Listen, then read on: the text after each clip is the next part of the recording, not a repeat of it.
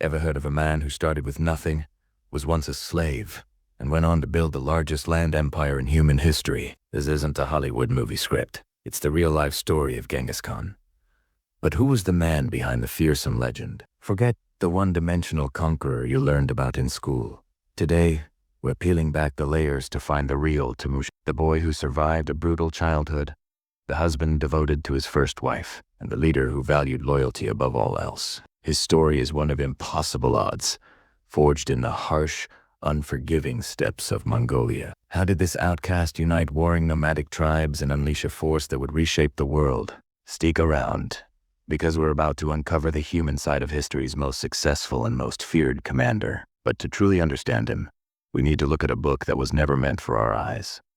The Secret History of the Mongols. This isn't just a biography. It's a treasure trove of court secrets, family drama, and suppressed stories. Written in a secret code shortly after Genghis Khan's death, it reveals the scandals, betrayals, and personal struggles the Mongol royal family tried to hide from the world. It tells us about his complex relationship with his blood brother Jamukha, a bond that would end in a tragic and bitter rivalry. It whispers of the conspiracies and power struggles within his own camp. This isn't a polished, official history. This is the raw, uncensored truth, full of details so sensitive they were kept hidden for centuries. We're going to decode these long-lost chapters and expose the secrets the Mongols never wanted you to know. Now, let's talk about the Mongol war machine. How did a leader with just a handful of warriors, maybe 20,000 at the start, build an empire that stretched from the Pacific Ocean to the heart of Europe? The answer lies in pure military genius. Genghis Khan didn't just have an army. He revolutionized warfare. We'll break down his brilliant tactics, like the famous feigned retreat that lured powerful armies into deadly traps. We'll explore his revolutionary command structure, a meritocracy where talent, not noble birth, determined your rank. We'll look at the incredible Mongol horse warriors, the greatest cavalry in history. These weren't just soldiers on horseback. They were a self-sufficient, lightning-fast force that could travel 100 miles a day, sleeping and even eating in the saddle. Their compound bows could outrange anything their enemies had, and their psychological warfare tactics were so effective that entire cities would surrender without a fight. We'll put you right in the middle of their battles and show you exactly why no army on earth could stop them. And speaking of tactics, Mongol psychology was a weapon in itself.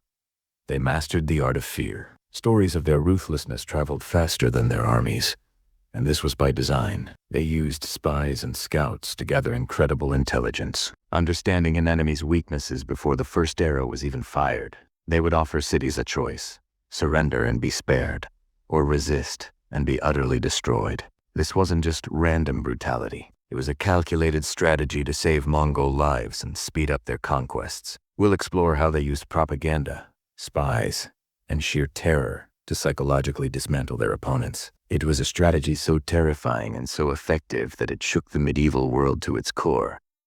But the Mongol Empire wasn't just built on conquest. It was held together by a revolutionary system of laws known as the Asa.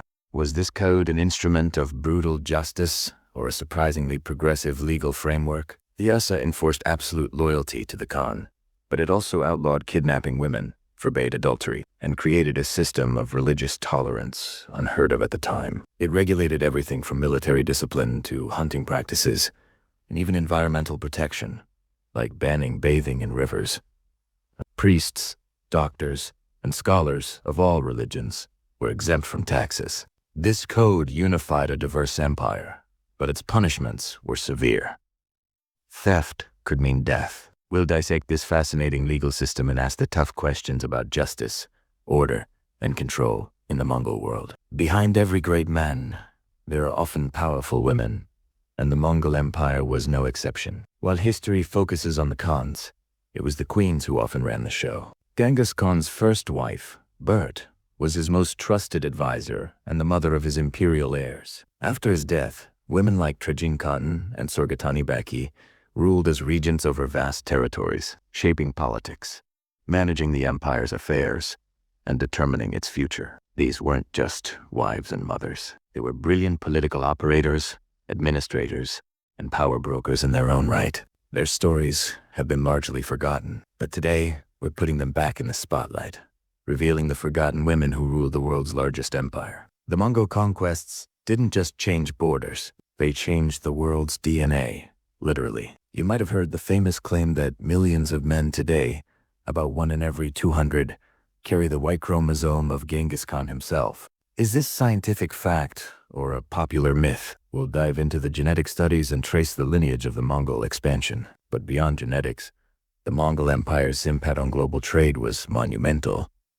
They didn't just conquer the Silk Road, they revitalized it, creating a continental free trade zone. For the first time, goods, ideas, technologies, and cultures could travel safely from China to Europe. They established the Yam, a sophisticated postal relay system that was like the medieval world's internet, allowing messages and envoys to cross the continent in record time. This Mongol peace, or Pax Mongolica, created a connected world in a way that had never been seen before, laying the groundwork for the modern age of globalism. But with all this history, one giant mystery remains. The lost tomb of Genghis Khan. He commanded that his burial place be kept an absolute secret. Legend says that the funeral escort killed everyone and everything they encountered on their journey to ensure secrecy. And then the soldiers who built the tomb were executed.